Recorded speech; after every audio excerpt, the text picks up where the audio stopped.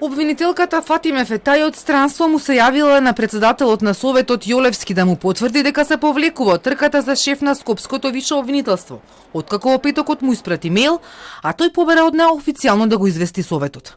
Причините не му ги кажала и покрај тоа што нејзиниот потек отвори многу прашања и сомнежи, затоа што го стори тоа во последен момент, откако еднашка беше одложен изборот, по час и половина доцнење, но и затоа што за кратко време ова е втора обвинителка која се повлекува од избори. Тоа претходно го стори и Енгелуше Кадриулеш, која првично се кандидираше за шеф на обвинителството за организиран криминал. Дали Советот ќе испитува? Дали има позадина за повлекувањата? Јолевски вели не може да преземе ништо ако обвинителките не се доверат. Не ми наведе причини. Не ми наведе. Ја прашав, рече, тоа е моја одлука и не можам сега да навлегувам во тоа, бидејќи сепак е надвор од моето постапување и надлежност. Затоа и реков, ние сме како Совет тука да ве заштитиме ако имате некои притисоци. Меѓутоа рече, ова е моја лична одлука, а дали и како ќе биде понатаму не можам да кажам, доколку имаме било какви забелешки од незина страна, односно да има некакви проблеми, се надевам дека ќе ни кажи. Советот и денеска не бираше шефови за 7 обвинителства. Републичкиот обвинител Љубомир Јовески бил задржан на болничко лекување од петокот, па Советот немаше мнозинство да бира обвинители. Дел од членовите коментираа и дека не е во ред тоа што Јовески не им кажал дека ги враќа во обвинителството за организиран криминал.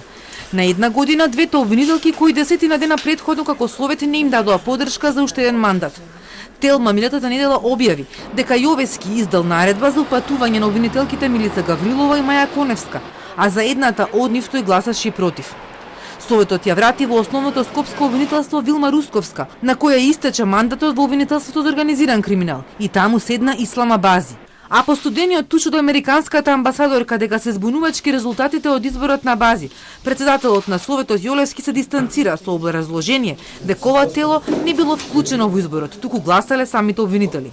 Не ги коментирам изјавите на дипломатските представништва, тоа се нивни изјави. Сметам дека тие треба да се упатени кон политиката, а не кон судството.